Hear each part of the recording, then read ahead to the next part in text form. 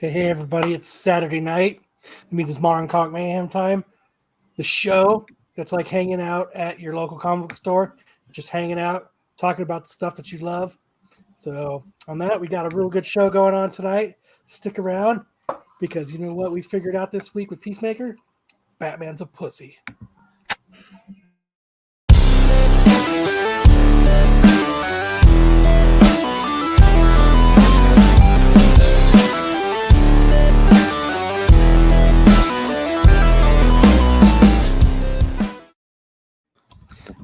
I should have been more like Comic Tom. Well, yeah. All over the place. That dude's like a carny. Yeah, carnival barker. Yeah. No shade. He's very exciting and all right. Yeah, that was kind of crazy, man. Batman's a pussy. We found that out from Peacemaker, and DC was not happy. They were pissed. That's funny. That's like Cobra Kai. Yeah, right? Everybody drink. Yep. First one of the night, ladies and gentlemen. Oh, man, I need to get my... We got started early. Yeah, I forgot to grab my coffee, too. Damn it. Yep, everybody joining in. My pills. Don't forget about the drinking game. The drinking game. The openness of the drinking game of weeks right now is anytime you see Russian bots, it's an automatic drink. Mm-hmm. You got it. Got to drain your cup. Oh, no. There's another one already. Alexi. Yeah, that's funny. I'll drink to the attempt. Yeah, to the attempt. Yeah, Joe's doing says Russians are out early tonight, man. Yes, they are. Toss me down, yeah. What up, Lewis? Dwayne, how you doing, brother? Yeah, everybody's getting sick still. Yeah, my house is club COVID right now. Yeah, oh, I'm starting to feel like shit. Richie's feeling like shit. Sam, how are you feeling? You feeling okay? Feeling good, man. I had my first ever game as a coach for my kids' flag football team this morning. Oh, how was that? It was nerve-wracking because here's the deal. If you get out there and you suck, the parents are going to have your head. They're going after you. They're going after blood. Yep. They're like, I have professional dreams for my kid, and you're crushing them with your suck-ass team. So you need to get in there and fix it, right? My dad was a football. Me and my brother's football coaches, and Pop Warner, all of our baseball coaches, all of our basketball coaches, and I remember him used to the same thing. He's like, "Fucking these parents, man." Yeah, I have a handful of kids. It's one of the smaller teams in the little league, and half of them have never played before, and half of them don't show up to practice on time or at all. And I'm like, what am I supposed to do with them? They've got to get in there. They've got to participate. Yeah, well, they have to participate before they get a trophy. They're not even participating half the time. Yeah. But bless these kids. They did a good job. My own son is on the team, and my daughter is on the team. And my son was able to score a couple touchdowns that kind of kept the hope alive. I had one kid who was just like lost. I was like, dude. And his dad is like yelling at him, like, dude, what are you doing? You got to just run the route like in practice. And he's like he's on the wrong side of the ball. He's facing the wrong way. They switch at halftime. And I'm like, okay, you got to go the other way. And he's just like, what? He's just all over. It's like, are you okay? Like, did you get hit in the head or something? You got a concussion? What's going on, man? How old are the kids? They're 11 and 12. Okay, so at least they're not super young where you're like teaching them like how to run and stuff. Well, I mean, I have my running back. My running back's this tall kid, and he runs a little bit like an old man. I was like, dude, so yeah, unhook the trailer, man. Get going. Run. He's just like puttering downfield. Boop, boop, boop, boop, boop. It's taking a sweet time. He kind of reminds me of Boba Fett in that way. Oh my God, we need to get into that. Boy, do we ever! ladies and gentlemen, Book of Boba Fett has, for me, it has taken the turn. Everybody was giving me shit and saying, I don't understand how you like it. You know, you're a homer, this and that. And boy, did it just take a turn for the worse this last episode. I mean, it was bad. Yeah, it was really, I mean, the only word to describe it is boring. It was boring. They had an opportunity to make some real great choices, but and specifically the meeting of Boba Fett and Fennec Shand. Fennec Shand has turned into this epic character. She's awesome. And there's this, kind of sublime connection between Boba Fett and Fennec Shand. And this was the episode to really sell us on the strength of their connection. And it was just like, we bumped into each other one night in the desert. It was cool. I was cool. She was cool. We decided to hang out. We're just hanging out. It was bad, man. It was bad. And walking in, and didn't that, when he went into that tech hut, it felt so out of place. Didn't everything about that fell out of place? It felt like it was on the CW. Yes, that's like the music, the camera work. I was like, "What is this? The Flash? Are we watching the Flash?" Yeah, it was. Yeah, bad, George, man. You're absolutely. It felt like it was on the CW. It was like, how Smallville would have those weekly guests on their show, like, they had like Sum 41 or something. They'd come on and do a little number at a school party or something. You had that kind of vibe to it to me, that scene. I was like, this doesn't even match the rest of the show. It was really bad. And you know what was kind of bummer? I thought it was going to be good because what's her name directed it? Kathleen Kennedy? No, close. What's his name's daughter? Bryce Dallas Howard. Bryce Dallas Howard, yes. Three men's names. Yep. Which is weird. But she's hot. Or she was. Okay, so everybody's talking about how bad that last episode was. And then I'm hearing everybody going, don't worry, it's good. What the hell? What's going on here? What was that? Yeah. It's a strobe, baby. I still like the reason they call spaghetti westerns. Because they're from Italy? They're all Italian. Yeah. Yeah, they used Italians instead of Mexicans. It's because they were in Italy. They were filmed in Italy. Yeah. Cheaper. So they're saying, can the Mandalorian save Book of Boba Fett? Because the Mandalorian's supposed to show up, right? And that's sad when we're at that point when they're saying, does this have to happen to save this? It should have never been that way. This is fucking Boba Fett. This is the baddest dude ever. Okay. And then he almost got killed in the bathtub last week. And then this week he's right back in the tub. Like Grandpa cannot get enough of his tub. It's bad, dude. Wash me. Bad. Yeah, and then they're like, here's another one. The Slave One biker scene in the Sarlacc pit thing was the dumbest thing I've ever seen. Why is he going back to the Sarlacc pit?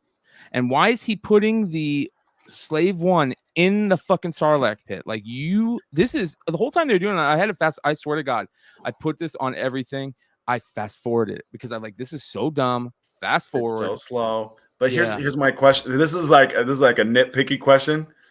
There are no thrusters on the front side of that ship. How does it hold itself up when it's face down? There's no thrusters. And I'm still angry. Here's Joe. And I'm still angry that what up, Joe? What's up, guys? That they don't call it Slave One. I'm sorry. That pisses me off. That was such a cool name as a kid growing up and being like, that is such a cool name for a ship. For some reason, it was cool as a kid. And it's really cheesy that they changed that. And they made it kind of seem stupid. Like with the Sarlacc pit scene, it was like, this thing's supposed to be a badass ship. And I gave up on Boba Fett. I'm not even. Dude, I can waste my time on some shit, but you know what? Bro, this is bullshit, dude. It's fucking bullshit. And I was telling Thorough the other night, I was on a show. Shout out, Thorough. I was saying, dude, like if COVID wasn't around, like Marvel would be in trouble, bro.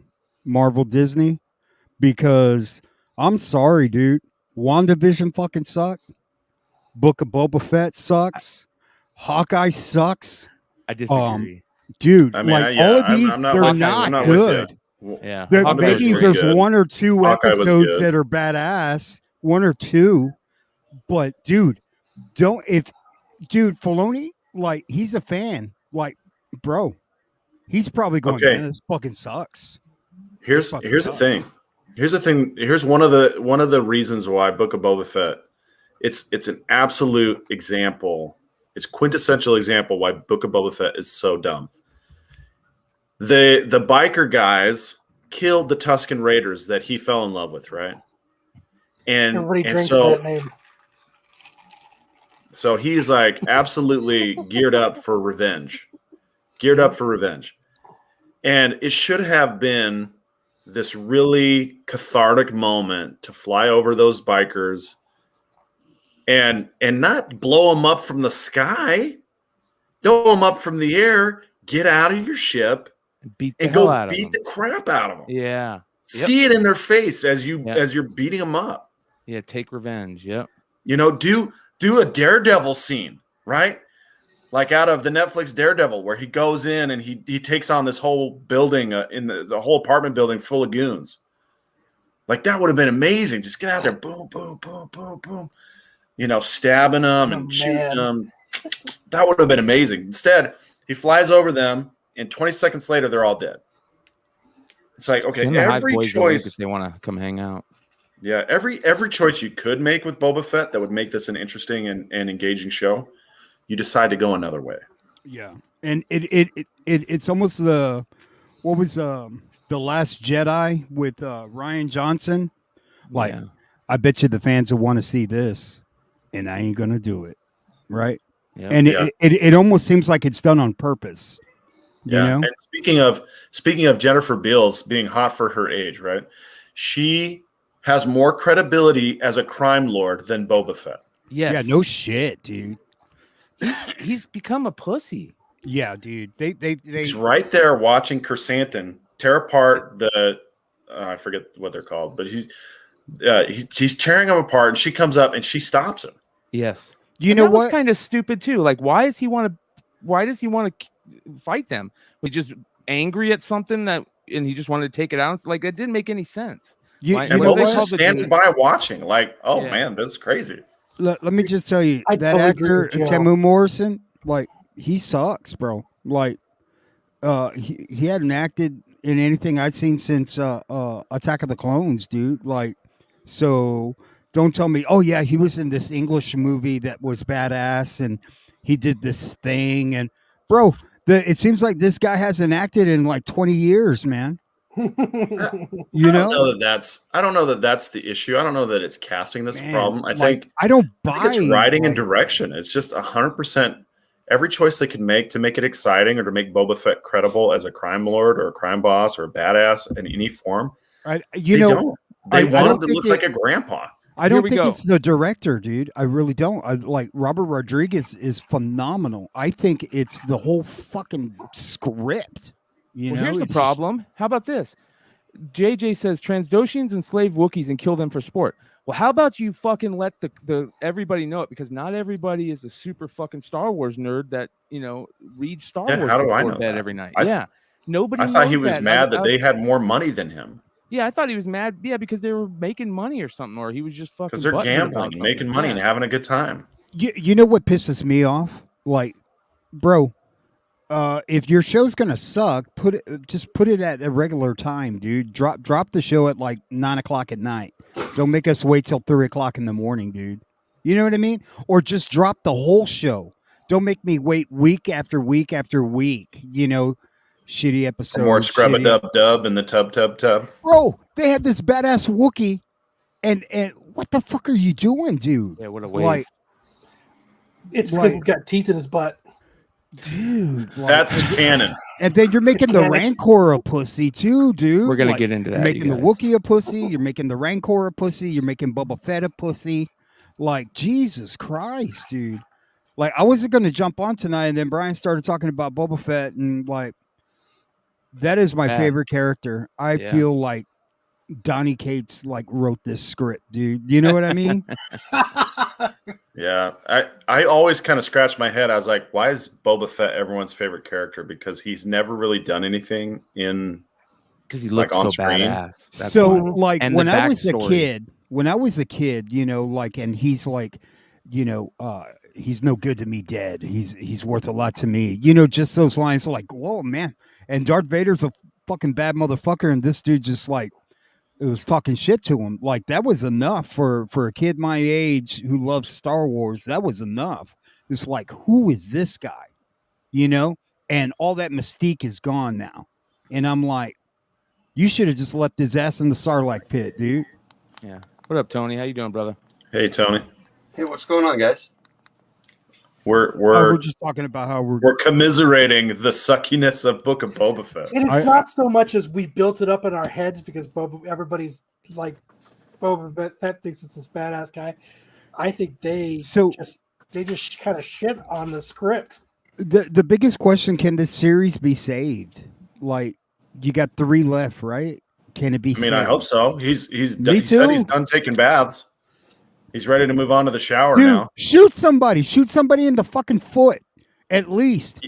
Like, make it painful. I was telling Thorough, like, hit somebody in the back of the ear like that. Show me you're pissed off about something, dude. I got something. What if this is their plan? They're trying to make him look like a pussy, so we're all sitting back going, go fucking shoot somebody in the fucking face. Go in there and just rip his throat out. And then that's what they do. And then he's like, Boba Fett's like, no more Mr. Nice Guy. And he just starts fucking shit up. That's what they could be doing, right? It could be, but they're not. They're not doing that. They have yet to do it. They have tons of chances.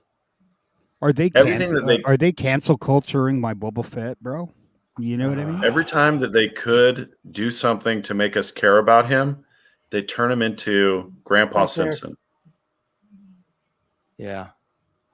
Yeah. Dude, like the Sand People, their tribe isn't like monks, bro. Like, don't try and sell me on that shit, dude. Oh, dude, don't bring in Miyagi-Do. Don't start talking about Miyagi-Do. You know? The worst part of Cobra Kai is Danny LaRusso. Yeah. So don't start talking about Miyagi-Do. No, I'm not talking about, like, I'm waiting for, like, Boba Fett to start, like, trimming a bonsai tree, dude. This is fucking bullshit, dude. We start making sand castles. Right, and doing some kata. Right? For real. Lukai. Always Lukai. Well, we have one more episode until episode 6. And episode 6 is supposed to be a big episode. We'll see if that can save it. We'll see if the next one can save it, but I don't know what to think. Or one good episode could actually save 6 not very good ones. Brother? What up? I like that jersey. Do I think one good episode could save it? Yeah. Old school San Diego.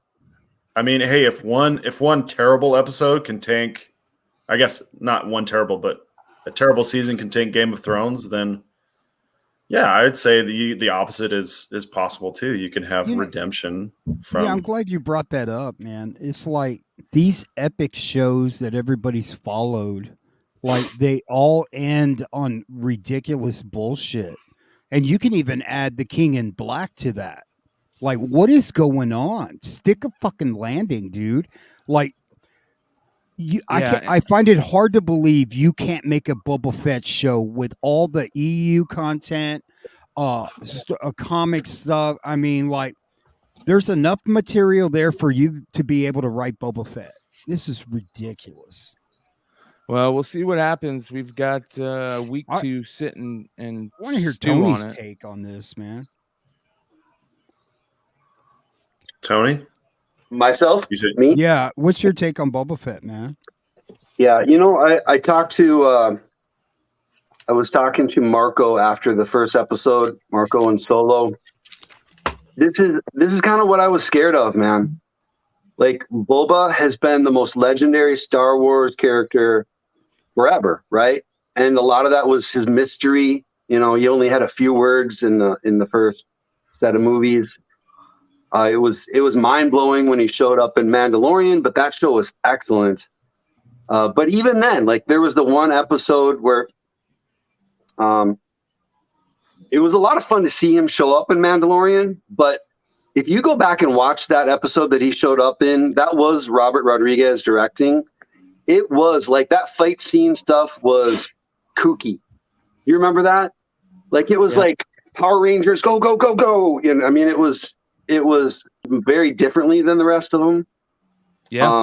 And yeah, this is kind of what I was worried about, that like I don't think it's a bad thing to flesh them out. You're going to lose the mystery no matter what, but you got to make sure that this is the best script ever. You know what I mean? Like you can't just half-ass Boba Fett. Yeah, I would say, what is the wish list? What are all the battles you wish Boba Fett had?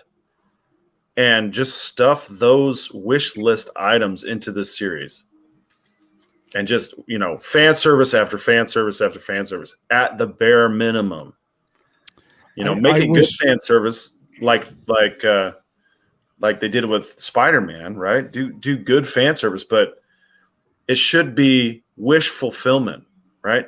How many battles do you wish you saw Boba Fett do, and how cruel do you think, or cool or badass do you think he could be? And don't put him in the bathtub. Yes. You know, yeah, that's another thing. Like Boba Fett in the bathtub every episode. Yeah, they built up this huge story where they're talking about, oh, he's got something wrong with him. He's got to go back into that back to tank every time, and you know he's got to get healed up. And then after the last episode, they're like, your healing is done, huh? Like you made that a big part of the storyline, and just like that, your healing is done. Yeah, we don't know anything about it. Yeah, like if the back to tank worked that good, how come Luke still had the scar on his face from the fucking Wampa? You know what I mean? Like that was a motorcycle crash, actually. Yeah. Allegedly. Yeah, I don't think the scripts have been great, but I do think a good director can overcome that, or at least, you know, give it. You need the whole feel of it. Like all of those directors they used for season 1 and season 2 of Mandalorian just knocked it out of the park. They could have handed this show to any one of those. I just feel like Rodriguez, like I got a 7 and 9-year-old. I kind of feel like I'm watching Shark Boy and Lava Girl, honestly. Bro, like Mandalorian left his helmet on through the whole goddamn show. Like if you watch, Shark Boy and Lava Girl, there's this shark floating speeder thing that they use. I swear to God, it looks just like the blue speeder from the show. Exactly. Why did they do that? You got the bikes from the speeder bikes. You've already got you know the bikes. You don't have to level up the bikes to look like a Power Rangers bikes. Do you like just everything on Mos Espa or wherever the fuck they are, like is old and rustic, and these are like savages, right? These kids that don't have a job and they're not working, but they got brand new motorcycles. Like they look like they're Cuban speeder bikes. You know what I mean? Yeah, like dude. That old 50s auto aesthetic. Like, why, dude? Like, And yeah, JJ is right. Point of clarity. Mando took his helmet off multiple times. He did it once at the end of the first season. He did. Was that a bit of vanity for Pedro Pascal that he had to have his face on camera? So I feel like there was rumors that a few times, like there was rumors that it's pretty sad during the Boba Fett show that like everybody's getting excited. Man, Mando's coming back, bro. Like this is Boba Fett. I mean, like I know, right? You know what I mean? Like you shouldn't be excited for Mando. You should be excited for Boba Fett. Like, hopefully it's a different clone, right? And this Boba Fett is the pussy, and the real Boba Fett comes in, right? Because I mean, that's what I'm hoping for. Like, when are we going to get to see Boba Fett? And they do the pointing thing at each other because they're the same. Yeah, no shit, dude. I gotta say though, I honestly hate that I'm saying this on a show. I don't want to be a Star Wars hater. I hate when every new movie comes out, everybody just gangs up on bombers wouldn't act like that in space or just some bullshit complaint. No, you're right. I don't like doing that. I do it because Boba Fett is very meaningful to me. You know what I mean? Absolutely. And my history with Star Wars, and I do it because I'm just disappointed in Robert Rodriguez. I put it on him, but I'm trying to pull the good stuff out of it. Black K is awesome. It's a great look. I don't know what actor they got to do him, but I think that's going to go somewhere. It's the same guy that played Beethoven in all those Saint Bernard movies. Mm-hmm. And Bigfoot. Okay. And Harry and the Hendersons. Yeah. And I don't mind Fennec Shand as a character. I think it'd be cool to see her show up in the comics at some point in time. She has. Didn't she just come out this week or something, or next week? Yeah. Did she? Fennec Shand is awesome. Yeah. Fennec Shand is the saving grace of this show. I just thought the Rancor might be, there might be some cool stuff with the Rancor coming up. Go. Danny Trejo, who can complain if Danny Trejo's in the Star Wars universe, but He doesn't have a machete. not yet. They'll give him And one. he's not parking cars for Ferris Bueller either. like when he killed Bib Fortuna and he took Jabba's throne and he sat on the throne, like as a fan, like shouldn't we have expected more? Like you're basically telling us like he's going to be the boss, and it's everything to the contrary. So like why go to that extreme to have him sit on the throne, and like all these groups are threatening him and he's doing nothing? Like that one guy they chased around the city or whatever. What was his name? The real like pansy dude. Ninja? What? Huh? That was the worst You're talking car about the chase Ninja? I've ever seen on film. dude, it Oh, was the Major horrible. Domo. You're talking about the Major Domo. Yeah, like, dude, like he should have been shot in the head, dude. Like, are you serious? Yeah, that car chase is pathetic. It was. The It was Power really Rangers bad. didn't have their weapons on them. Wow, dude. Yeah, exactly. And then they're at one point they're like, these souped up whatever are faster than speeder bikes. Doesn't look like it to me. Those things look like they're on wheels. I can't deal with it. They got Rogue One right. They nailed that. They nailed the Mandalorian, but all the other stuff they're not nailing it. Like it's pissing me off, dude. I haven't minded the Tusken Raider stuff. I know we're kind of done with that now, but I liked that, and the train heist. That was cool. Was all right. Train heist Yeah. was a cool scene. Yes. Yeah. With you. I hope that the Tusken Raider stuff gets tied back into the finale somehow. Well, it doesn't look like they killed all of them. Well, I mean, it he looked put like they killed 4 all of bodies his in tribe. the fire. It was his little tribe that he was a part of. Yeah. That got killed. But it would be nice to have, all of them show up at the end to help him take down these gangsters of the portal's going to open. The portal's going to open, and all the sand people are going to come out. Yimbaye, Yimbaye. Yes, right? That's what we're hoping. Anyway, that on would your make left, sense. Boba. On your left. That would actually make sense, though. Well, every other choice that they've made does not make sense at all. Oh my god. Yeah, it's bad. It's not good. I'll say that. Yeah. Hey, I can't wait for It was good. I'll change it. I thought it was good the first 2-3 episodes. It was good. This 4th episode, it was just so boring and so bad that I was like, I can't stick up for this anymore. Because it was the opening 15 minutes of episode 1 were awesome. With 0 dialogue, that was awesome. Yeah. Yep. I'm surprised he didn't have his helmet off inside the Sarlacc, That Sarlacc stuff was so dumb. It was so bad. Them going back to it and looking for his what's that female character's name in the show? Fennec Shand. Fennec Shand. Like they need to quit having her and Boba Fett look at each other and go, yes. like do you think? constantly. Like, I agree. all right, Like, good job again. Yeah. Yeah.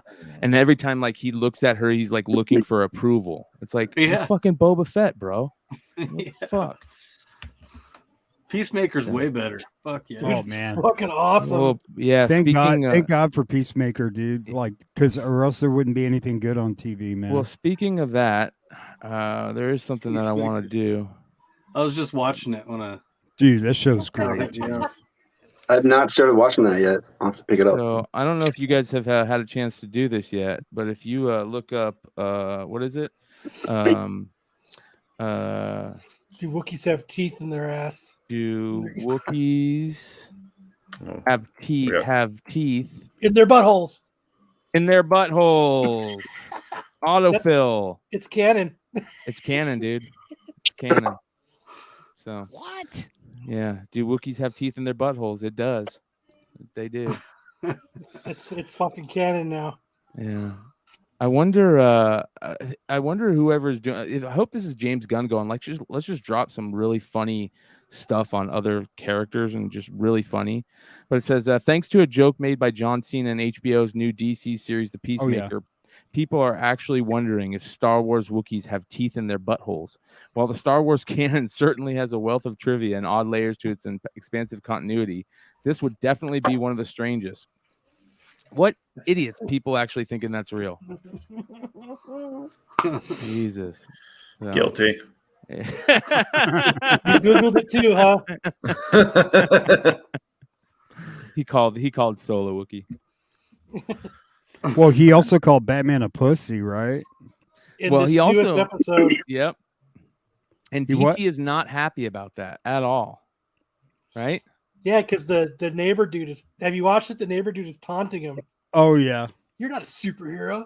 Superheroes Dude. have villains. You don't have any villains. You know you're badass when you make the entire Justice League fly around in your jet and they can all fly.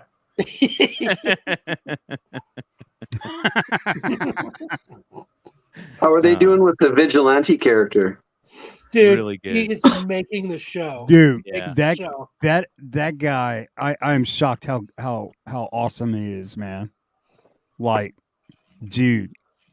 Like I never was a fan of the vigilante, like, but like now it kind of makes me want to go pick up a couple of books with a good cover on it just to have it. You know what I mean? Like, Yeah, I got a nice copy. I've been trying to figure out if I should send it in or not.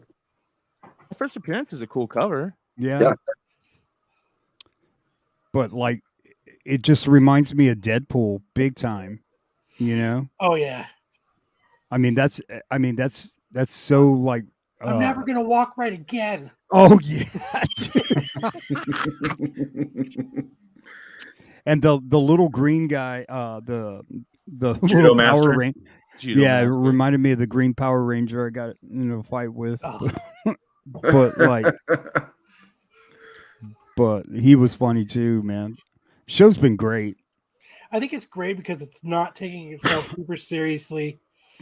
Like in James Gunn gets to do, he's got this, he could just do what he needs to do. Like he doesn't have the Disney restrictions. Yes. Or the Warner Brothers bullshit.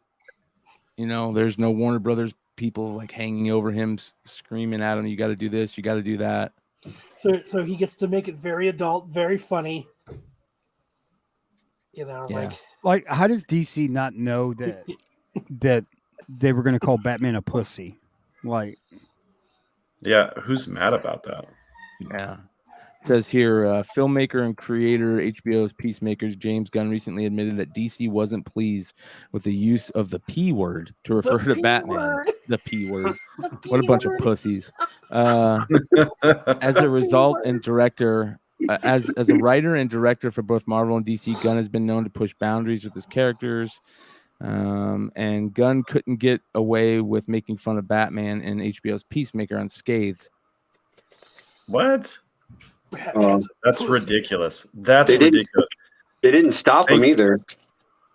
It says, It says here that I was very surprised because they were not too fond of Peacemaker calling Batman a pussy. I'm like, but he talks about all these other terrible things about all these other superheroes that are much worse than calling Batman a pussy, Gunn said when asked about how much he was able to get away with on Peacemaker. I don't know why calling Batman a pussy is potentially more offensive than him saying Superman has a poop fetish. Yeah.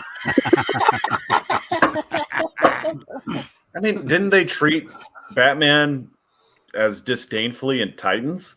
Right? Like, weren't they he goes, calling him fuck Batman. Right? Yeah. Remember that? And that was in the trailer, bro. Yeah. When he talks about Aquaman fucking fish. Oh, yeah. Yeah, there you go. That's way worse than calling Batman a pussy. Well, that's the boys, right? That's I'm shocked. I mean, John Cena's cool, you know what I mean? But I'm shocked how he's thriving with this role. You know what I mean? I think he makes it so funny. Yeah. He makes I that don't know that so John funny. Cena is cool. I think John Cena is a nerd with huge muscles. Yeah. I don't know that he's cool, but he's doing a great job. And big tits.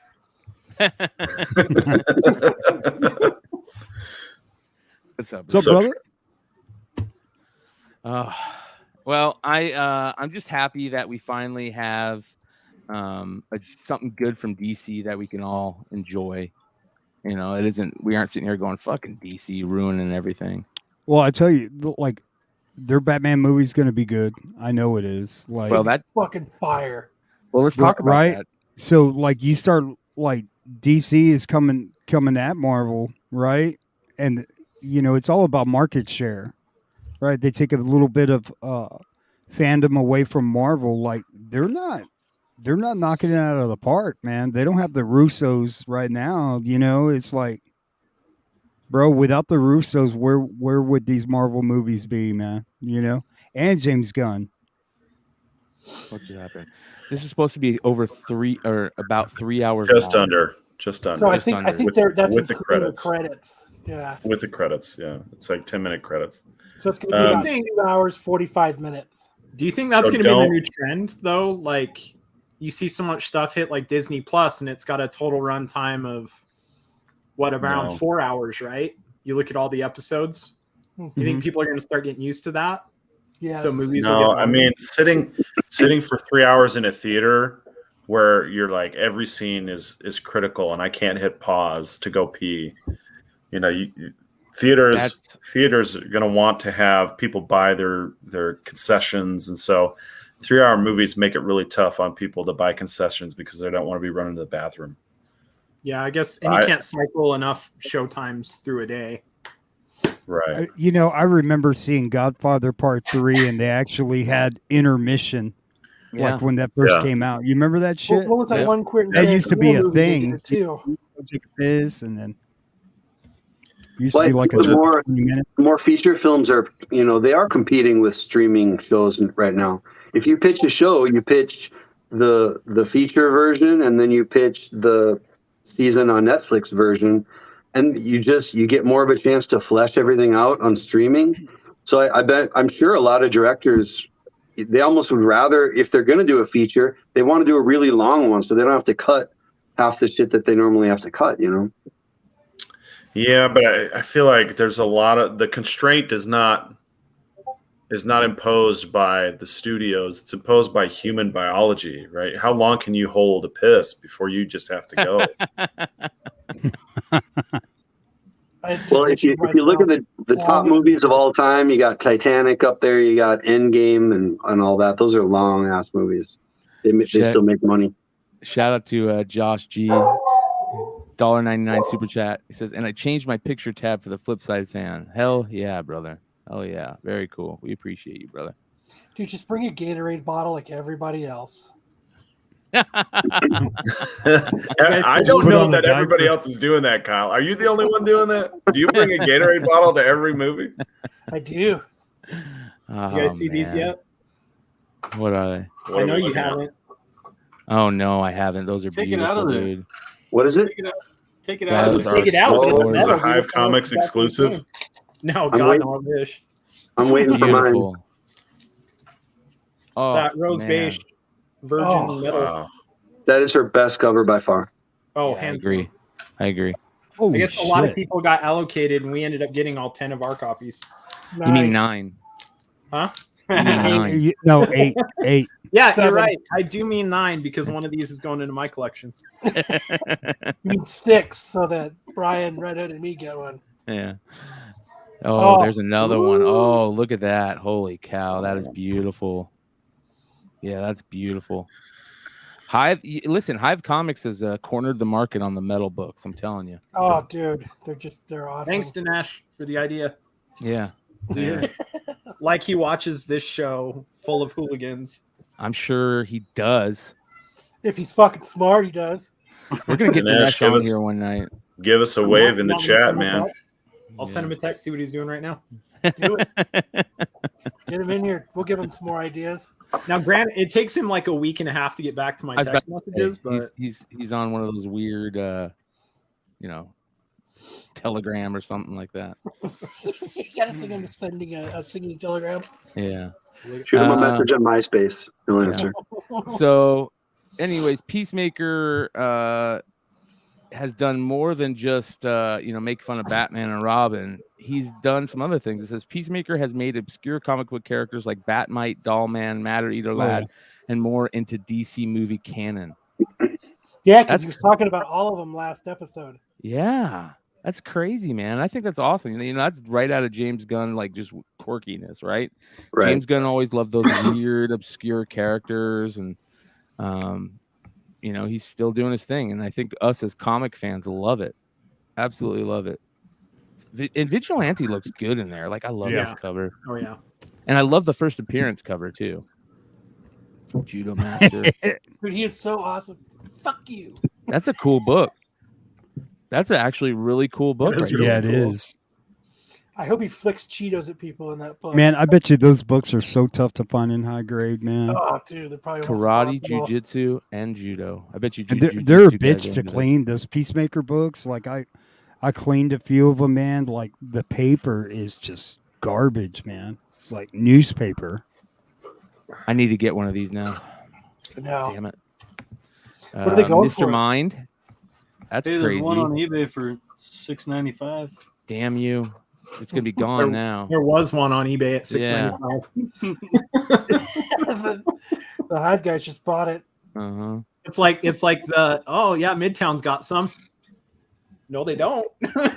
Not no more. Not no more. Oh man, that's a bummer. Let me see here. What do we got here? They're all gone. They're all gone. They're gone. Yep. There's none on eBay anymore, everybody. Jonathan, that's private chat conversation, man. Yeah. It's not. Judo Master 93. Right? Ryan, go get it. I'm looking at it. Oh, there's a double cover for $175. Not anymore. There was a double cover. Oh, that's why people love this show. No, there's a lot of them available. There's a ton available. Dude, I used to do the same stuff. I don't hate anybody in chat for doing that because I used to do that same shit. 2 years ago, I was watching half the people on here, all of your guys' shows, being like, okay, eBay on one tab, YouTube on the other. Like, all right, what am I flipping this week? I still do it. Bro, for real. Yeah, that's the only reason we got these medals in was because freaking I can't remember who it was. I think Lucas mentioned them. I'm like, oh shit, those are FOC. No, That's that was me, dude. That's such a cool costume. It's just shitty, like what the character represents, because that's a wicked looking costume, man. That helmet's crazy. Batmite. Yeah, Doll Man. I love it. Matter Eater Lad. So yeah. More Peacemaker fun. Did you guys see this? It kind of, I'm sure we've talked about it, and it kind of pisses me off, pisses everybody else off when they do this. Marvel relaunches Amazing Spider-Man as milestone 900 issue mark nears. Yeah. Amazing Spider-Man with a new #1, a returning John Romita Jr., and this. What the hell is going on?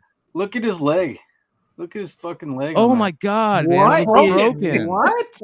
Yeah. John Romita Jr. strikes again. Yeah. That looks like the leg of that That Louisville looks like Conor basketball McGregor player. legs. He needs Yeah, to dude. Yeah. hospital. Also, his eyebrows are really thick. He's got some really like Groucho Marx eyebrows going on. Dude, like hopefully there's a variant, dude. Thank you, Ernie. The normal leg variant. Yeah. There's going to be 47 variants. Don't worry about it. Yeah. Bro, like the publisher, you sure you want to go with this, bro? Like his legs Well, it's fucked John up. Romita Jr. We can't say no. Yes, you Yeah. can. Yeah, you Look at his can. art. Yeah. Oh, Why start over at 1 though? Why are we going back to 1? that's comics, man. It's Publishers it's say no selling. all the time to stuff. We've presented amazing artists to publish, and they're like, "Well, they're not approved." Like, okay, They want to break the record of House of Slaughter with the number of prints, and Look who's Like- back. What's Oh, his yeah. chick's name again? Is that White Rabbit? Usagi Yojimbo? Yeah, White Rabbit. The White Rabbit. That book White Rabbit. was always so weird that it sold for so much, and now here she is. yeah, great. Dude, I just I'm going through books to possibly Okay, now send that's in. a cover. Got a copy That's of a that. cover. You got a copy of the White Rabbit, Tony? Yeah, somewhere That- here. That book sells for a lot. Ooh, look at that Peach Momoko. that one's kind of cool. Yeah. I like Yep. the lines look like speed lines. Inyuk Lee. Thank God Yeah. for Inyuk Lee, man. Dude, look at this. Holy cow. Money. That's money right there. That one's Eh, cool. Yeah. I don't know who is that. I don't even know. Kind of reminds me of like a Marilyn Monroe pose, like if he's laying on the floor. Yeah. Alberto That's Ramos. fucked up. You got to ruin that cover for us. Yeah. Oh, look at this shit. Come on, man. Well, this is old school. This is Bagley, right? Oh God. With Romita. Oh, Yeah. that makes it Romita better. Senior. Yeah. Mama. Interesting. Who's Wait, that? wait. Look at the left arm on that one. Where's that coming from? That's bad. Whoa. Hey, what the Where's fuck? that coming from? Coming right out of the middle of her Whoa. chest. Her shoulder dislocated like a motherfucker. Dude, Oh how my did she do God. that? Is she okay? She's not. She's gonna be in the hospital bed next to Spider-Man from that first cover we showed. Damn, dude. Like, That's why a wouldn't they line up their faces? Well, it says here, multiple runs. Let's see here. So listen to this. Both Wells and Romita have had multiple runs on Amazing Spider-Man title in the past, with the latter, Romita, being considered one of the best Spider-Man artists of all time. In an Amazing Spider-Man #1 announcement, Marvel says John Romita Jr. was lured back from DC after a 6-year exclusive. Why? I do not understand that. His art is so bad nowadays. How about they lure a badass artist, huh? Yeah. Like Jeff DeCall or somebody like that. How about this one? For those keeping track, this 2022 relaunch of Amazing Spider-Man would be the 6th time the series has been relaunched since 1963. 6th time. That's bullshit. Yeah, it's just selling books. Yeah. Yep. Here's that rabbit. Yeah, I got one of them. Yeah, those are badass, man. Those sell. Yeah, this is super minty. Yeah. Flat cover. For tough an book. 83 book, those corners are perfect. We're It's going to hard start on the those auction books. off at 1 minute, $1. Let's Yeah, go. no kidding. I got one One more. auction right now. Claim. How about this Couple one, you thumb guys? creases, but I was going to send it to you, Joe. So Send it to me. I'll take care That of it. one's cool. Hell fucking yeah. Oh, man. wow. Nice. Look at that. So There you go. SpiderPunk, we're getting a new SpiderPunk series, which is awesome, which means that You know what that means. Yeah. Yep. he's going to be a big character, not only in Into the Spider-Verse, but moving forward on a lot of stuff. And Marvel could not be more telegraphy with shit like that. Like, if you pay attention to what they've been pushing hard for 2 years leading up, DC does the same thing, right? But on a different scale. But like, they start pushing books that you're like, why are they pushing this? Well, you know why. They're trying to get at least another 1,000 people in a theater seat is what it is. And yeah, so this is confirmation to me that SpiderPunk's showing up. They 100% confirmation here. Yeah. He just became a playable character in one of their mobile games that's big too. Yeah, there you go. There you go. Yeah, moving forward, he's going to be a character that a lot of people are going to fall in love with. There's no doubt about that. No doubt. Holy shit! The Niners just tied up the Green Bay game, dude. No Holy way. shit! Yeah, it's 10-10. Luck of Green Bay, right? Yeah. Wow. Blow, pack, blow. Yeah, No. Aaron Rodgers Hey, can't You get quite down past the a championship game. I want to see Aaron Rodgers and Tom Brady in a Super Bowl. Yeah, I'm with you on that. I don't care how it happens. I want to see it. Yeah. Wasn't the Super Bowl like last week? No, it's the 13th. No, unfortunately not. No, man. Brian's still going to Laughlin. I'm going to be partying. Oh, He's going to be partying with all party, the blue hairs dude. in Laughlin. We're not gay. We're just partying. Or I mean, So, hey, Brian, speaking of SpiderPunk, we all know about his first appearance. We all know about the Gelato. I think somebody was talking about his first cover appearance recently. Yep.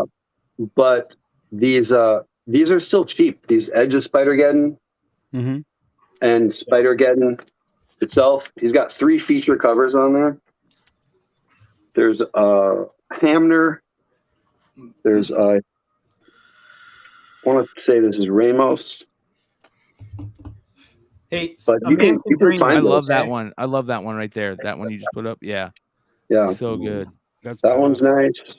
That one's really good. yeah. That one's nice. And then this is the other one. Yeah, they're all good.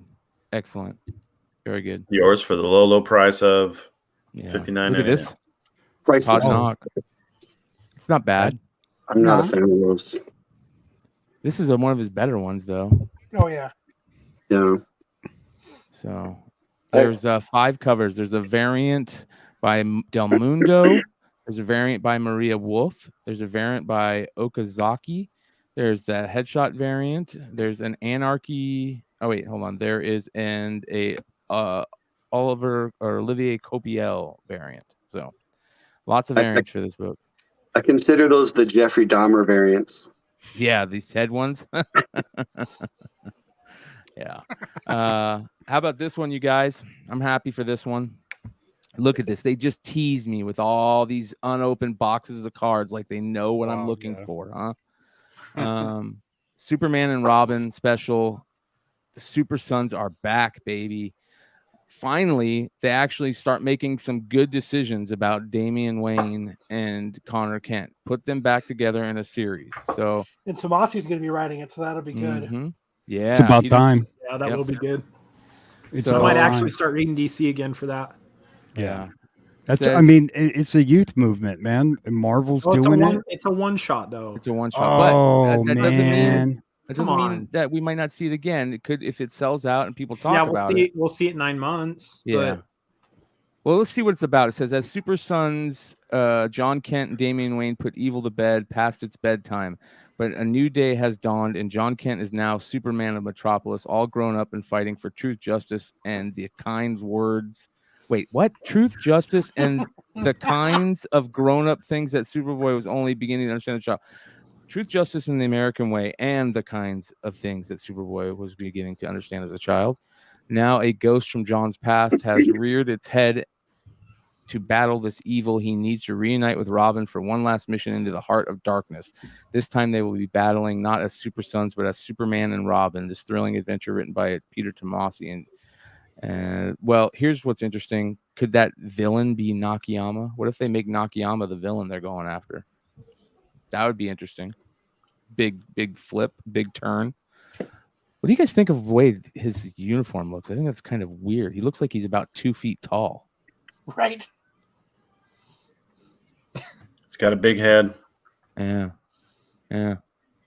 That's pretty cool. That's a cool one. That's a cool one. Yeah. Jimenez. Yeah, that's very good. See what the art looks like. That's cool. I like to see the Fortress of Solitude. Oh boy. I want a tip touching 1 in 10. Yeah. All right, this one I got for Kyle. DC teases a new identity for Nightwing. What do you think about that? I don't think they should do that. DC has unveiled their solicitations for the month upcoming issue, including Future State 12, which promises a final confrontation with the next Joker. However, the issue solicitation also states that Dick Grayson will become something quote-unquote new within the pages of the title, and it certainly wouldn't be the character's first time taking on a new role. Could he be the new Joker? Yeah. Let's hope not. Yeah. Peacekeeper, aka Jason Todd, and the next Batman. So the next Batman could be, maybe this is when he takes over the mantle for good, take on the next Joker. I think they just foreshadowed themselves. So there you go, Kyle. It could be the Joker, it could be Batman. Definitely gonna have to read it. Yeah, this is a cool cover though. I don't dislike this cover. It's not bad. It's all right. Yeah. Andrew Garfield. This was one of the funny things to me the whole time before the movie, where Andrew Garfield would not let slip at all. He was just like so good about it, whereas Tobey Maguire was out there buying posters of his movie. You know what I mean? Like, yeah. You know. So I'm relevant again. Yeah. Look at me, Mom. So Andrew Garfield tells the truth about fibbing to keep his Spider-Man return a secret in No Way Home.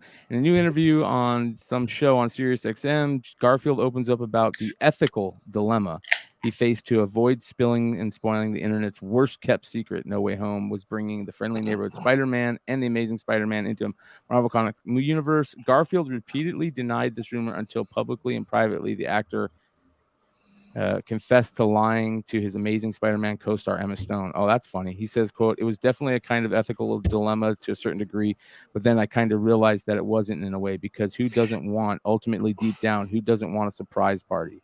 Do you really think she called and said, "Are you in this?" And he went, "No." I heard she was supposed to be in it. Yeah, she was supposed to be in it, and they just didn't have time to get her on set. Her and the other Mary Jane. Kirsten Dunst. Yeah. Kirsten. Yeah, because they're both so busy right now. Yeah, exactly. I just like, it's not. Listen, it's not a moral dilemma when it's your job.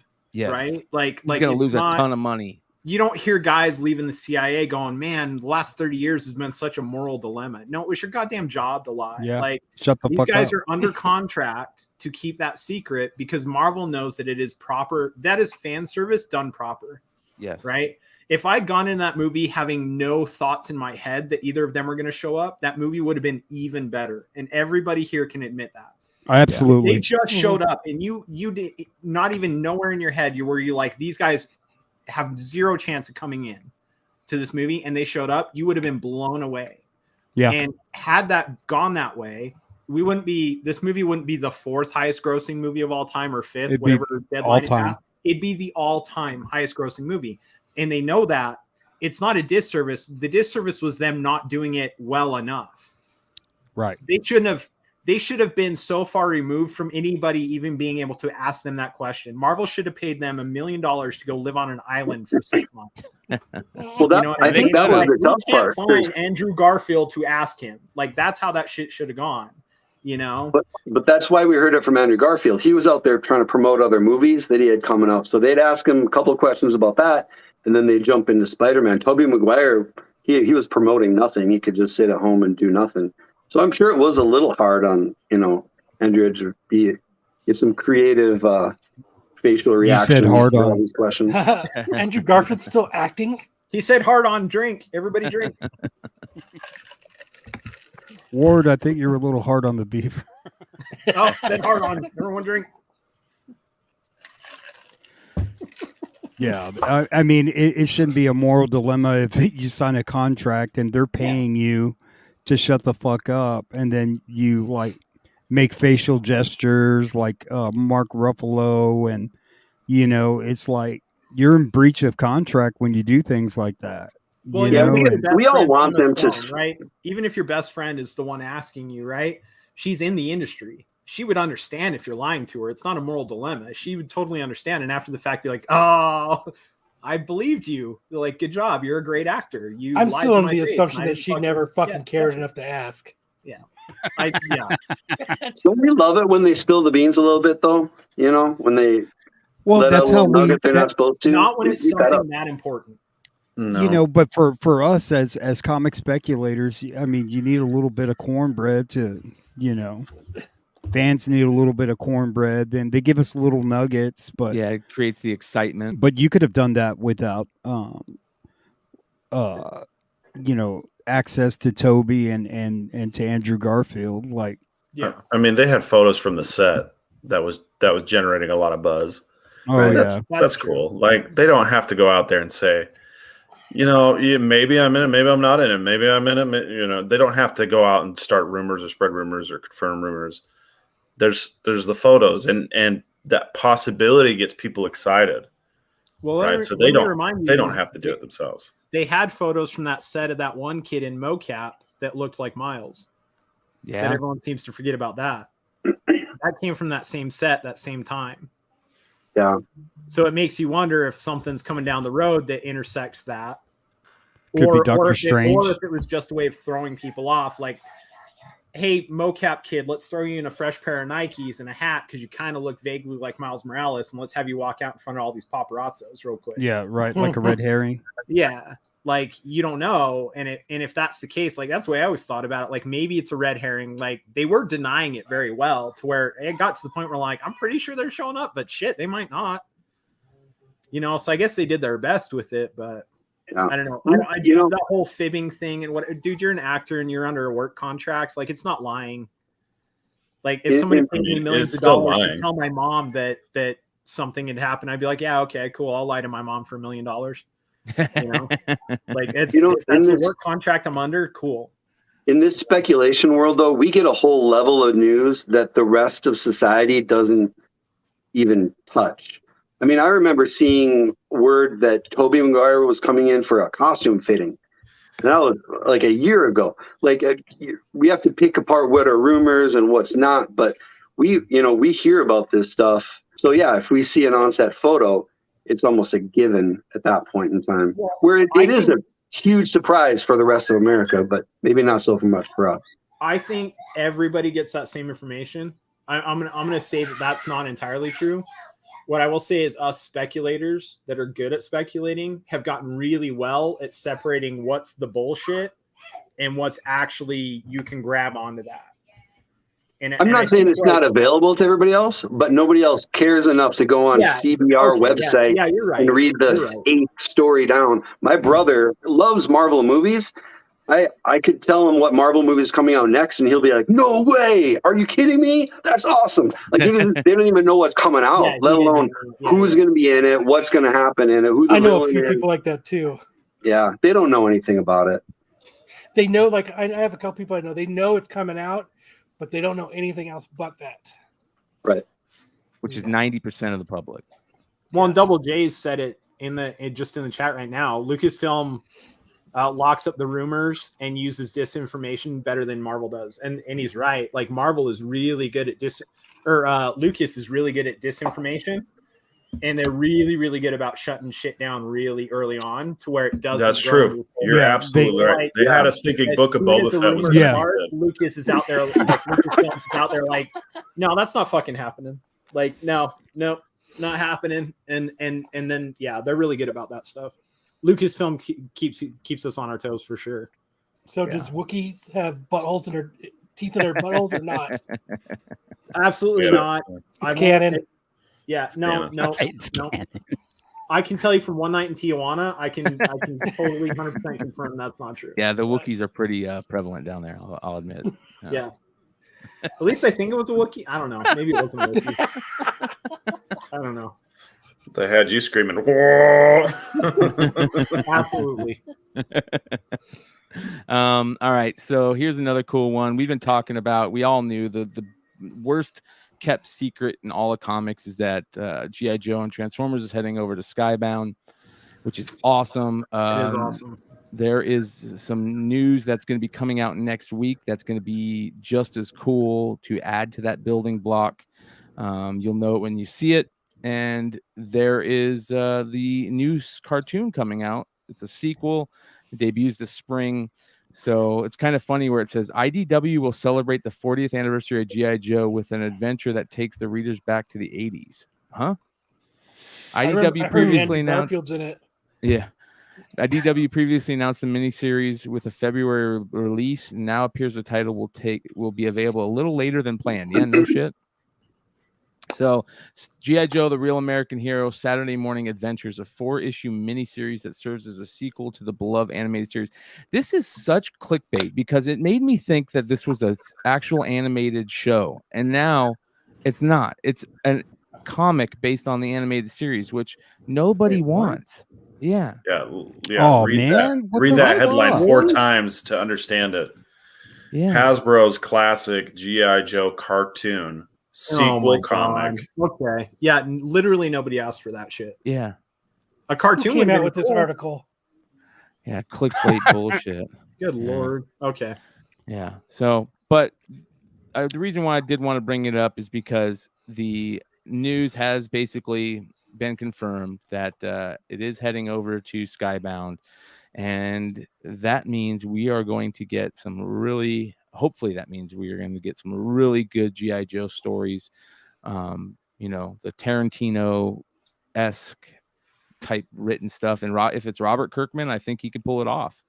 Robert Kirkman's a great writer, and hopefully he's a G.I. Joe guy. I know that Big Clutch is a huge G.I. Joe fan, and I'm sure he's giddy like a little schoolgirl over there getting ready to have all these amazing G.I. Joe stories and books, that he's going to be putting out. So I'm really interested to see where that goes. Do you guys think that they're going to continue the numbers? Because they made a big deal about that when IDW brought it back, G.I. Joe back. They started that first issue with like 155.2, and then they went 156, 157, and they continued the numbering. What do you guys think? You think they're going to continue the numbering, or they're going to start fresh? I don't know, man. Start fresh. It's Skybound Image. They want a number 1. They're probably going to start fresh, but honestly, I don't care. I'm not reading it. Isn't it only 4 issues anyway? Yeah. No. We're not talking about this. We're talking about the Skybound stuff. Sam, are you a G.I. Joe fan?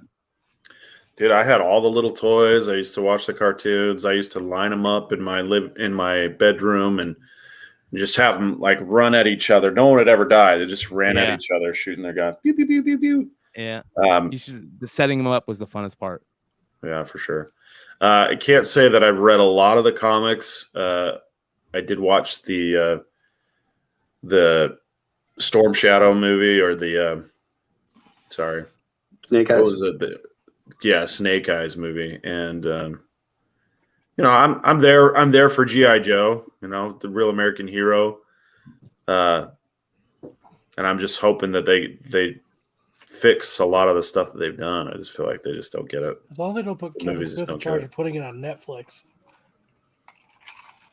Yeah. Flynn's, sometimes a yes or no doesn't fill the time that we've got to do for a podcast.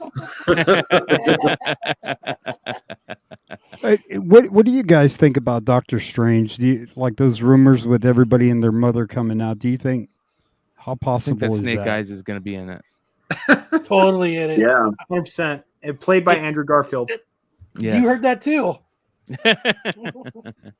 No, I just hopefully if they're going to do something like that. I mean, it's pretty ambitious. Like, at least do it right. Don't make it a carnival. Like, at least do it right. They had Snake Eyes. Oh, go ahead. Go ahead, Tony. I was just going to say, it'd be challenging to get that many characters into it and still have the plot make sense, the script. But I mean, we kind of said the same thing about Endgame. I mean, there was a million characters in there, and they were all kind of part of the story. Here, when we're jumping between universes, you can really just get a flash here or a little scene there to give fan service to us, and it doesn't have to be, a giant plot device. I just won $500, bro. I picked the Bengals and I picked the Niners, baby. I just won $500. All right. Thank you, Lord Jesus. Thank you, Lord baby Jesus. Yeah. Does that mean there's going to be the baby Jesus? That's great. Screw you, Chip. Screw you. That should be able to pay for your gas for the next week. Yeah. No, About to go on eBay. There you go. Spend that money before you even get it. Right. On eBay. Well, it's being wired to me. My buddy lives in Vegas, so money. So I see everybody saying thank you, Debo. It's making me regret selling that Debo rookie dude. now. Like, why did you sell that, dude? Because it was right, and $1,000. I'm like, yeah, like, big deal.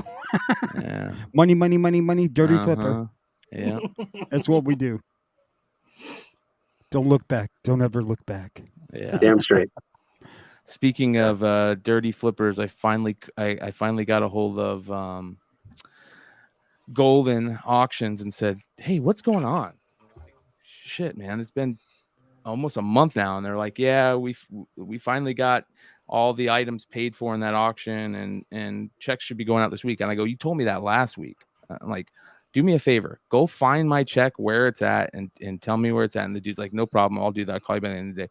Calls me back in 2 hours, and he's like, "I got your check in my hand. I'm sending it out overnight. You should get it my Monday." And I'm like, "Yes, fuck yeah, nice." So you put in that pool.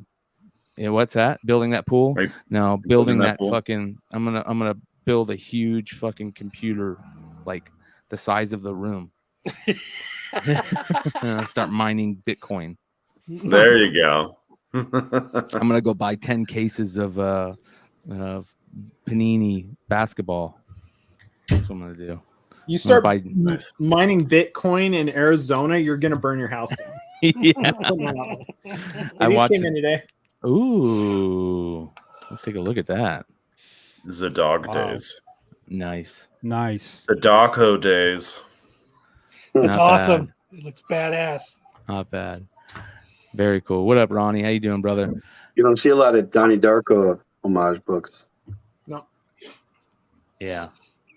It's a cool book. I was so excited for that book. It's almost sold out. There's like 20 sets left on the website or some shit. Then not after tonight. Everybody hurry up and go buy them. Yeah, go get Hive them. Comics. Let me put the link in the. Hold on. Oh, there's CGC. I guess there's CGC options still available too, like signature series and shit. But how's your sales going for the Silver Surfer stuff? Really good. That is beautiful. Yeah. Absolutely gorgeous, man. Yeah, really, really good. The last couple of days, especially, been really nice. Yeah, this is a great cover right here. Same with that Venom. That Venom 4 has been it's been popping off lately too. Man, that is so good. Really good. The Venom 4 has been popping. Which one's that? This one? Yep. Yeah. Fuck that cover. You know what it did? Why it makes me angry? I'll take that. Hey, Brian, I'll take that out of your hold box right now, man. I got that out of there. You could just replace it with NYX. I mean, they're going for like $60 online, but if you don't want it, man, it's cool. These things are selling, dude. It was on the Hot 10 last night, and here's the only reason that I don't watch that show, so I didn't notice. Yeah, thank you, dickhead. I'm always talking shit about homage covers when James and Jonathan come on and do some dope ass homage cover. I'm like, fuck homage covers. But the reason why I don't like this one, and I like it as aesthetically, but it takes away to me the coolness of the Lumo Ragno Italian ASM 300, because that's where this comes from, right? Yeah. That Lumo Ragno all black one that we all thought was so cool. So I've got some explaining on this one, right? So it wasn't supposed to have the box in the corner, first of all, and it was supposed to be a white background. Okay.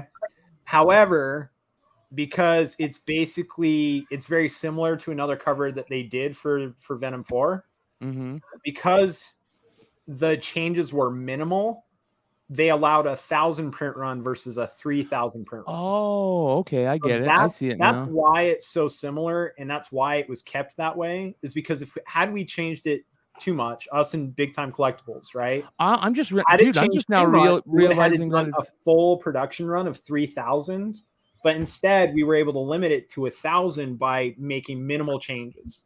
Bro, I'm just now realizing this isn't the same. This is different. That's awesome. I didn't know that. This is different than the one that came out that everybody's going crazy for. Yeah, it's the minimal trade.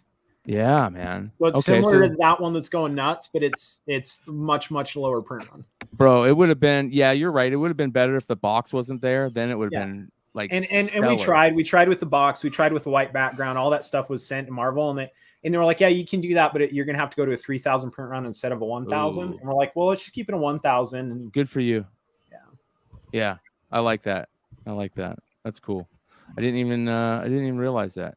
Yeah. What Flynn's Ghost says, what do we owe to Italian publishers? Nothing. I'm just saying, like, Delato on Star Wars. Yeah, I mean, it's a collecting thing, right? Like if you own, for example, that Amazing Spider-Man 667 variant, right?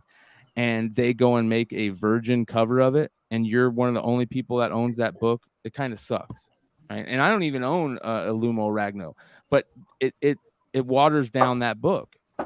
It waters down the want to find it, because here you can find an all black, without the ASM in the background. Anyways, it's just pissing in the wind at this point. Yeah. Hey, you want Wookie Fodder laughs. Kyle knows I used to collect them. I got a shit ton of them. So they're gonna be for sale on Whatnot. On when you guys doing Whatnot on Hive Comics? I'll go on right at the same time as you, just to fuck you. No, Brian, you go the same time as us. You're only fucking yourself, man. I know, you're right. You are right.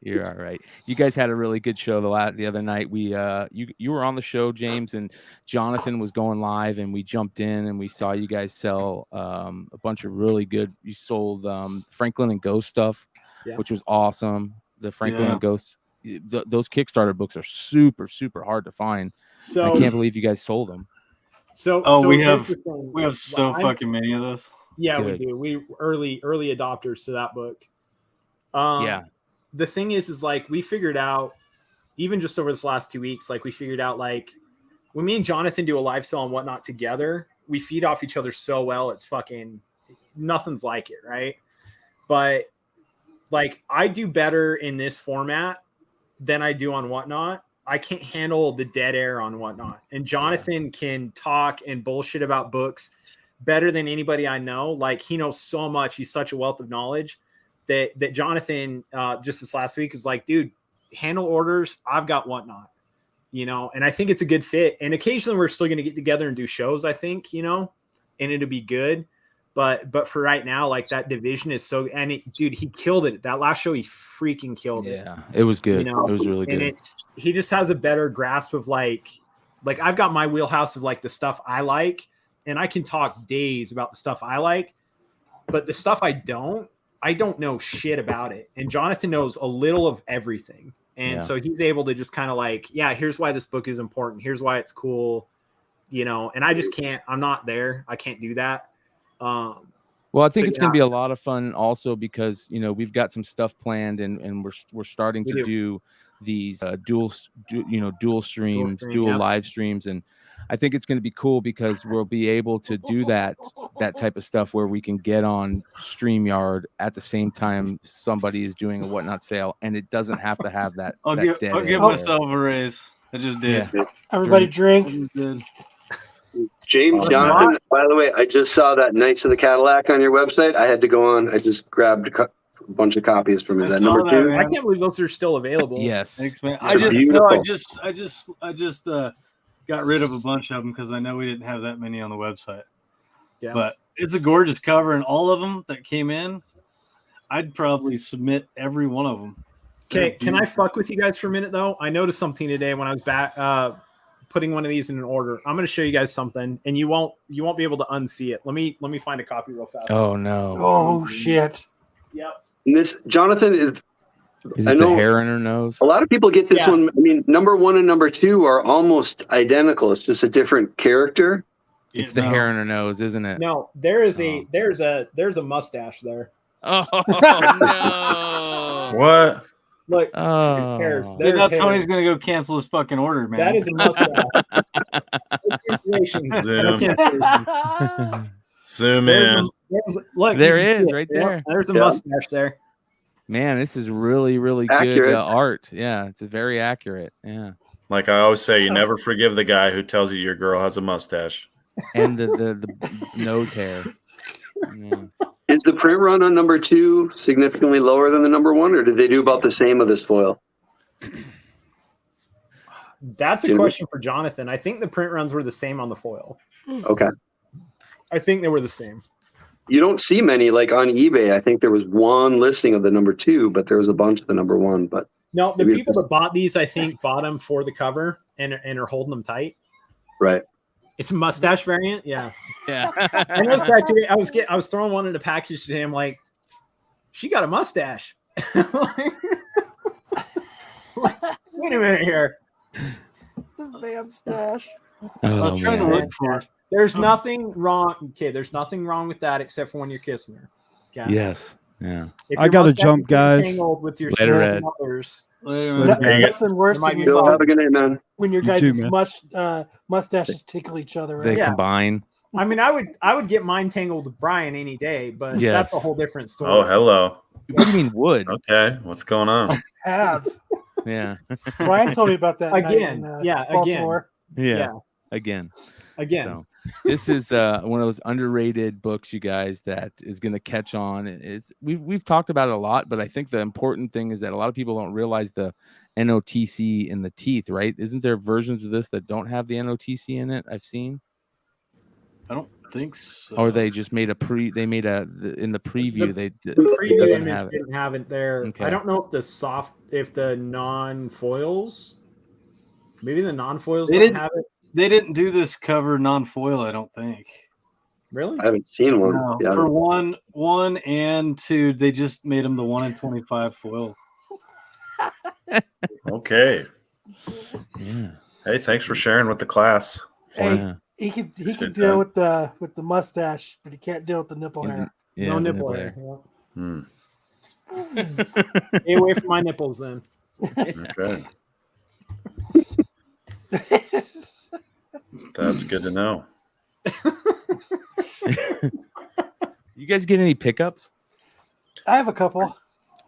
Let's get into it. All right, I'll start with. I got this one from a whatnot sale, but I'm gonna have to return it because What a it's all fucking fucked dick. up down. Man, what a fucking dick. So big shout out to Tales from the Flipside and whatnot for sending this to me. What a dick, right? Made me package it and everything. He lives 10 minutes away. I loved it, Betty. He packaged it with such care too. Yeah. So I got that. And then I finally got my Hive Comics. Sorry, guys, not you guys. Bird City. Bird City. My Stray Dogs cover backside. Ooh. 9-4. Yeah, but they told him it would be So she gave me Laura like That's a rough it's still- cover though. That black Yeah. front and back on that. So there is some color back like right up here. Yeah. It's and going in when she gave it to me, she was like, "This is one of our what they consider damaged." Yeah. And she just hooked me up because I loved the cover so much. And I knew going in sending it to him that it wasn't going to be a 9.8. Now it's garbage. No. So I didn't care because it's for my personal collection. Yeah. I'm a firm believer that if it's for your PC, low grade is better than no grade. amen. So, You know what I mean? yeah. And you know what? She hooked me up. They were nice enough just to send it to me. It still came back in 9.4. I'm still cool with that. Yeah. Yeah, you can always upgrade too. It's better to upgrade than to not have one. Yeah. Yep. So those were mine. Nice. I grabbed That was double signed, right? Mm-hmm. Hell yeah. I grabbed a couple slabs. Ooh, I love that series, man. Ooh. Right. That's gonna blow up. Got this pretty cheap, like 200, I think. Yeah, Nice. Black Hammer's come down a lot lately. Yeah. Love their homage covers. Yeah. So I grabbed an A and a B for really, really good price than what I'd seen. So I'll grab anything Lemire. Yeah. Yep. Like his stuff. Just wait. You know what I mean? Just wait. All of it. I got I'm waiting. a stack of Descender #1s and Ascender #1s, and I'll still sit on my sweet tooths.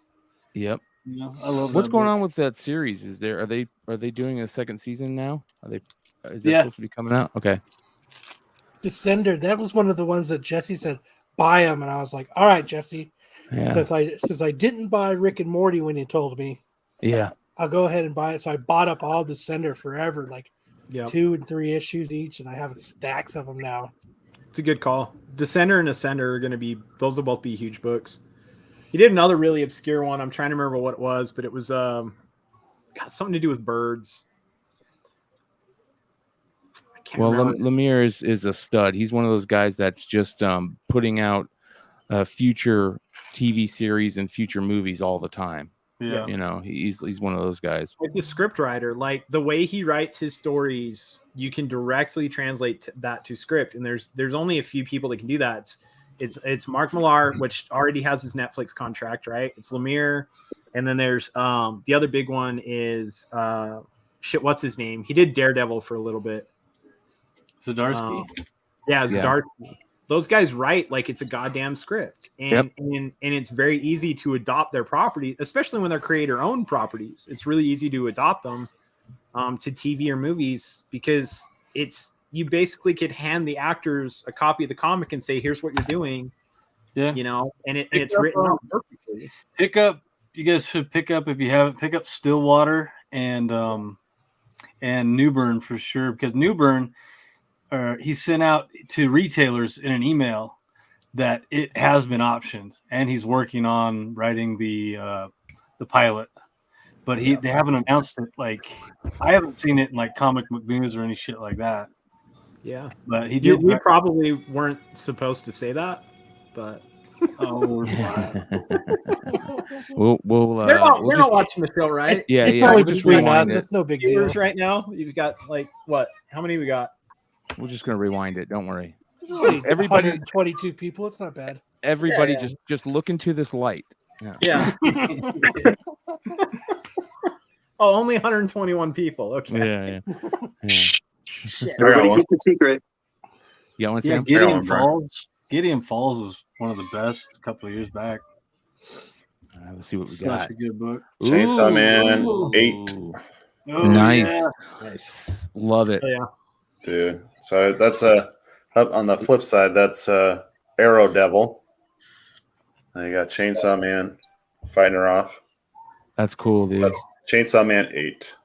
And so I went to look come out. Yeah, this one came out a couple months ago. So looking for 9 and 10. I've been talking to Ish to get me 9 and 10, but couldn't wait on number 8. Pulled the trigger on number 8. Love Chainsaw Man. That's one of those characters that people are just starting to flock to. Like it's too good of a character. When you first hear about it and you hear what it is, you go, "What? Tell me that again." Yeah. And then you see it and you're like, "That is freaking cool. I need to get that." So. Can you guys hear this craziness going on in the background right now? Yes. Yeah. Yep. All right. I'm gonna we've got some visitors over tonight, and the kids are getting crazy. So no worries, brother. We appreciate it. If you guys are still on later, I'll hop back on. If not, love you guys. I'll see you guys later. All right. We're just starting the show right now. The pickups is the start of the show. That's what I thought. Yeah. See you guys later, James. All right. I got a few I can go through here, Brian. All right. Sweet. Speaking of, I'll take this time since we're doing pickups. I've kind of my own YouTube channel has died and been buried long ago. But I just decided this last week I'm going to start posting my own. I changed the name to Blue Green Artifacts pickups with Blue Green Artifacts. Nice. Just as my bad habit is just buying too much shit. And so it's just. It is a bad habit, yeah. Because for every valuable book that I buy, there's a shit ton of books that are worthless. So, but anyways, so if you want to jump over to Blue Green Artifacts, give me a follow. You can be one of my 20 viewers. Pretty cool. Nah, we'll get you more. So this is a suck spec book that popped up last year, and then the game came out and just blew. Apparently, I didn't play this. You guys play this at all? No, but man, that thing was super hot. It was. The reason I picked this up because they're way down in price. There's a Netflix show on this. Did you guys know that? Yeah, but I thought they were having issues with it. Were they having issues with it? I don't know. They might be. Is it animated? I want to say. I'm not sure. Yeah, I think it is animated, but I'm not 100% sure. It didn't follow. The like you said, everything just slowly died with that, which was crazy. Right. But for like $45, I mean, you can get the regular cover for cover price. I mean, for a quick flip, you know, when the show actually comes out, why not? I've been on a kick with Gabby and Laura with Honey Badger and X-23 recently. Love it. Yep. This is, I think this was a con variant. I don't know if it's San Diego or what. X-23 #1, art by Sia Yep. Famous scene from Wolverine in the sewers where Wolverine becomes Wolverine. Yes. Yep. Love the homage. And again, I'm not a huge homage guy, but I do collect Sia art anyways. And I've been on this. This isn't cheap. I think raws of this are $50 or more at this point, but I had to get that one. There's another all new Wolverine, that awesome Viv Vision cover. Love it. Yeah. I'd pick that up before it gets too crazy. But a lot of those Laura and Gabby books are actually pretty cheap still. Yes, and people should be looking at them. This is first cover for Honey Badger down here. All new Wolverine #6. Found a few copies of that for cheap. Beautiful. I just like that one. Yeah, Yeah, that's a good cover. The Deadpool meme. This book is already popped. You can't find this for less than $50-$60. And I didn't take a very good look at it. It has some like paint flecking. There aren't any ticks on the spine, but it's definitely not a 9.8. But a 1 in 25 for all new Wolverine #20. I can't imagine the print run at #20 was very high. So, what is the book they're reading? Macbeth. Yep. That's cool. Yep. Macbeth. You know, I was watching your show last night, and you were looking at that the Moon Knight book, the Raza. Mm-hmm.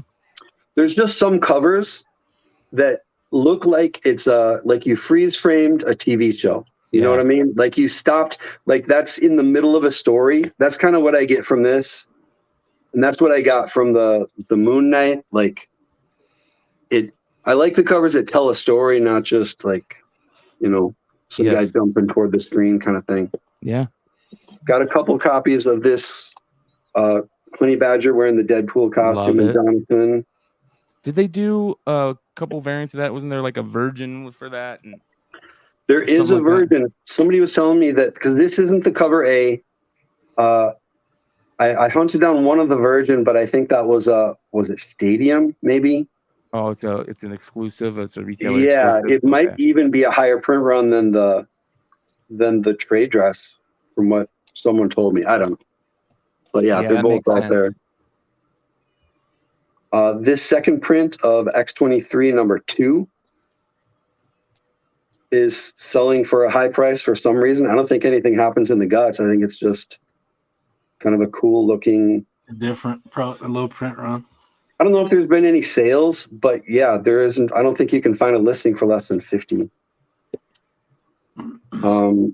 This is a Nakayama. This was a Kickstarter Nakayama cover for Patriotica. I think they only did 75 print run of that one. Just love Nakayama.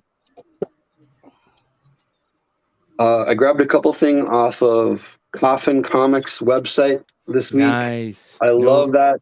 These are signed by Polito up in the corner. I got them for like $15 a piece, but I like how Polito does that. He'll sign small. Yeah.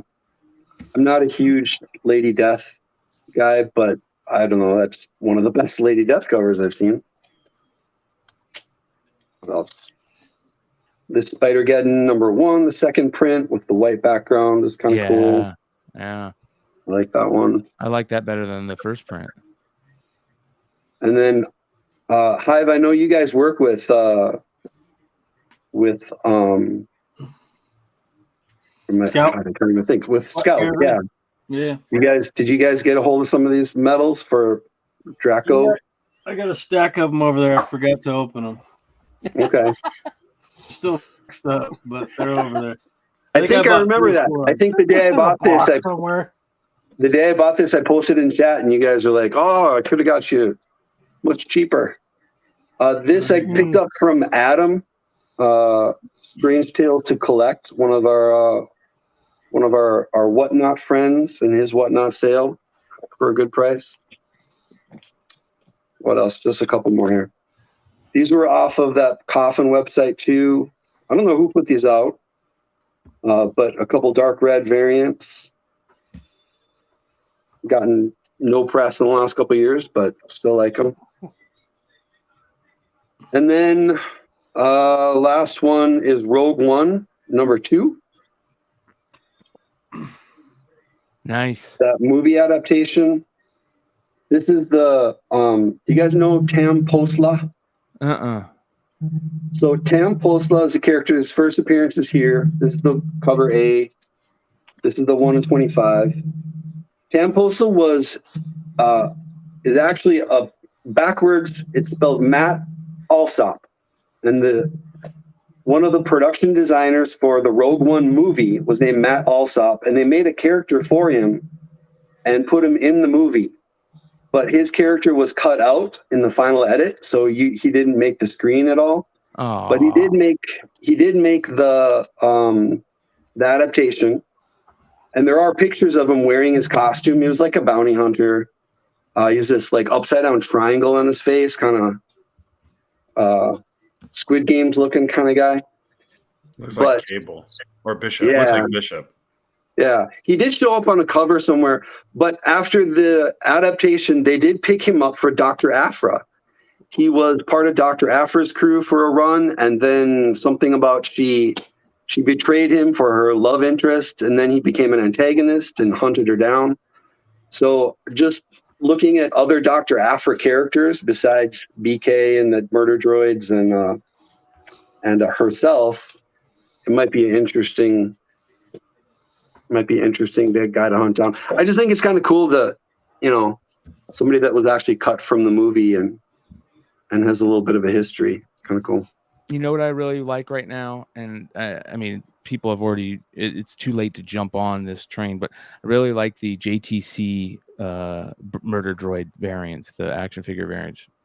I think those are going to be big books in 9.8s once those guys get on the screen. So be on the lookout for those if you can get them still cheap. So I wonder if we'll see them pop up in one of the shows coming up here. Oh, I hope so, man. They're one of the reasons that make Aphra so great are those two characters. So I love it. Love it. All right. I don't have any pickups, but what I do have is I have a Whatnot sale tomorrow. I'm going to be doing a bunch of books, and I'm going to be giving this away. Iron Man number 8. Shit. Yeah, 9.8. Swimming in the whiskey drink, which is an awesome cover. Iron Man number 8. So Alexander Lozano cover. So basically what I'm going to do is if you buy 5 or more books from me, you'll be 5 or more sales, like, so I don't have to basically, so 5 or more items you buy from me, I will put you in the wheel to win this at the end of the show tomorrow. So you can find it on there. I'll be giving it away. So make sure. Such a great cover. Yeah, so it'll be 6 p.m. Eastern time. It's already on there. You can find it under the Tales from the Flipside account. So. Very cool. All right. Is Jonathan going to open more MetaZoo boxes? Oh no. That's the first edition, right? This is a first edition Nightfall. Yeah. We just got a bunch of these in. Nice. And we talked the other night that we got a bunch of the CN2s. Okay. Cryptid Nation 2s, if you guys, because I know when we were on here one night, you guys were saying you might want some boxes. Yes. So we will to figure that out and send you some money. So this one has this is the first edition Nightfall, but it has different characters than Cryptid Nation. I mean, it still has Mothman, but there's a bunch of different characters. There's the Wendigo. You can only get the Wendigo I believe in the Nightfall, and some other characters. Plus, they just put out a statement today. They started listing cards and characters they're not going to print anymore. Oh, so check into that. And there are some good ones. Some good ones that people didn't put any. I guess you wouldn't say they were counting on those being worth anything. Yeah. But now that they're not printing those characters anymore, they'll be worth something. You'll see, like Mothman. I think Mothman's a character that's not going to be printed anymore. He's on the list. That's one of the bigger characters. Yeah, that's the biggest out of the first edition, second edition, Nightfall. They're smart. They know how to make sure values stay up there. Well, Topps is now involved in it too, so that's a big deal, right? I just wish I would listen to Hartman when he was telling me about it in September. Yeah. Well, I am looking forward to I'm going to be, speaking of cards, I'm going to be putting in an order, hopefully sometime next week. I'm going to pre-order a case of 2022 Jumbo Topps Baseball Series 1. See if we can get some Wander Franco rookies out of it when it drops. I think that drops February 16th, I believe, or something like that. And then I want to get a case of Bowman baseball. Those don't come out for a while. And then so I'm looking for, and I know Nate is in on that. So basically what I'm doing is I'm putting it out there into the ether that if anybody out there has a good hookup on cases, prices for cases, hit me up. I don't want to have to pay twice going rate. I might have a guy, Brian. I might have a. All right, yeah, because it's not like I'm asking for like a couple packs, I want to get in on cases, and so where we had the first card show, we kind of went off script on Thursday. It was a lot of fun. We opened up some packs and broke some packs. A lot of good pulls. There was a 101 pulled. You pulled a 101 in that show. I pulled a really rare Mike Trout card, much rarer than I thought. And after I looked it up, so go watch that. It was Thursday night. We did it. A lot of fun. You had another $10,000, $20,000 card? No, but it's a $400 to $600 card, which is nice. Yeah. That's awesome. Yeah. And then I'm sorting cards right now for mystery packs. And here's another thing there I fucked up, and I want to know the card guys out there, including trading card guys like Pokemon and MetaZoo. When I want to do mystery packs on Whatnot, right? So I want the mystery packs to have the cards, fit in there nice. So I bought these mystery packs, the sealable mystery packs, but they're too big. So what size do I need to get? I mean, I'm just going to take a run on some stuff, but if there's anybody out there that's been doing card mystery packs, let me know what size, sealable heat sealable packs you're buying and you're using for that. So that's going to be a lot of fun. So, all right. That being said, we appreciate everybody hanging out. We got anything else? I don't think we got anything else tonight. It was a short show tonight. Everybody was kind of down on the COVID craziness. And what do you guys got coming up? You got anything coming up, Sam? Well, as you guys know, I always got Triple D Dodgeball. We stream every Wednesday night, 8 p.m. Arizona time. And it's been intense. We're trying to go pro. There's a Major League Dodgeball organization that we are working with to try and start a local Arizona professional dodgeball team. Sorry. And it's pretty hot. We're crazy. We're crazy. I also been posting a lot of celebrity interviews that I've been doing. Hal Rudnick was the last one, but this gal right here, Joanna Cassidy, you know her from Blade Runner, from Don't Tell Mom the Babysitter's Dead. We had a good chat. So wow, that's cool. Yeah, I put those up about every. Yeah. Now we have a mutual friend, Brian. Larry Hankin. Yes, Larry Hankin. Seinfeld. Seinfeld, Breaking Bad. Yeah. Yeah. Man. Yeah, lots of stuff going on D-League Productions. Yeah, so give D-League Productions. I'll drop it a link in the chat, you guys. Go give them a follow. And if you're want to get in on the dodgeball and you're in the Phoenix area, hit Sam up. They have a lot of fun out there. But we don't go shy on the nut shots. We don't go shy on the head shots. It's all fair game. Nice. Oh man. Yeah, some friends of the show, Adonis Blake and Corbin Ford have been on. Have played with us. They were there in December for our big indoor game. Oh man, that looks fun. Hurricane. Unleash the hurricane. So there you go, you guys. Go check it out. Trial by God says, I played in NYC. It's no joke. Good luck. That's awesome. That's funny, man. So good stuff. All right, Kyle, what you got coming up, brother? Anything? Fuck no, I'm boring as shit. Yeah, I'm with you. Tony, what you got? Well, again, appreciate anybody who could jump over and click a little subscribe or ding the bell on the pickups with Blue Green Artifacts. But otherwise, Brian, I was going to actually talk to you.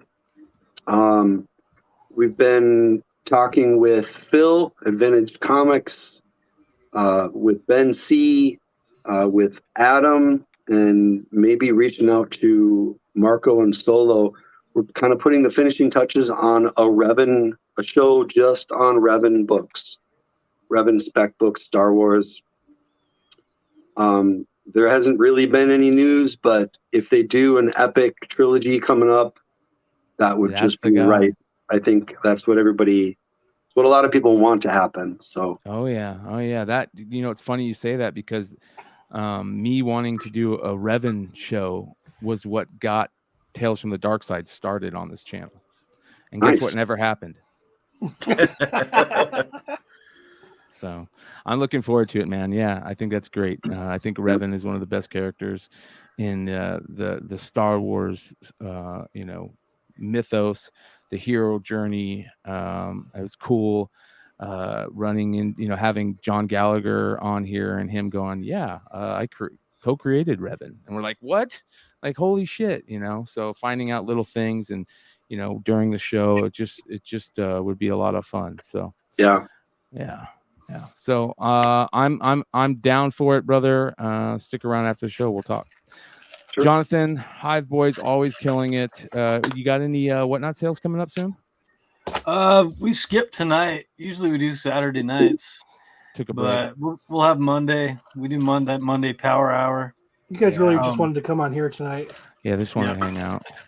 I did. I just wanted to hang out. I was like, fuck Whatnot, making money. Jesus. That shit's stupid. By the way, we got our Girl Scout cookies today. Oh, really? Yeah. Oh, hell yeah. Hell yeah. Already. That's crazy. Yeah, my daughter's selling Girl Scout cookies. And it's crazy you could buy them online now from anyone and have them shipped to your house. Yep. Yeah. Hell yeah. Yeah. We got we'll be doing Mondays and then we're gonna be doing Fridays, right? Right, Brian? Yep. Friday? And we've got more info on that coming soon. Yeah. So it's gonna be crazy, you guys. Wait, what? Fridays what?